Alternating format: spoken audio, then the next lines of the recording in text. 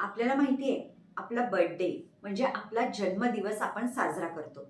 मग आता आपण तर विदेशी ब्रिटिश लोकांची जी थेरपी आहे ती आपण फॉलो करतो ना.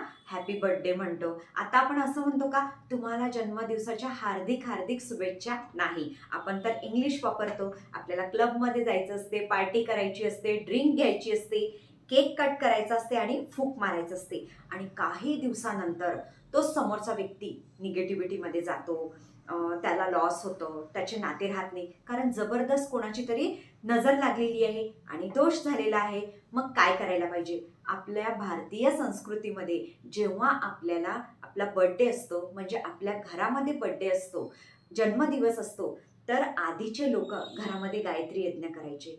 सत्यनारायणची पूजा केल्याने घरामध्ये सुख समृद्धी वैभव मिळत असतं. तर मी नेहमी आपल्या सगळ्यांना सांगत असते, आपला बर्थडे असेल त्या दिवशी अग्नीला फुकू नका. ज्योत आहे ना, ती आपल्याला रोशन करते. सेकंड, तुम्ही कट करता. तुम्हाला तुमच्या जीवनामध्ये कट नाही करायचा आहे, तुम्हाला विश्व निर्माण करायचं आहे.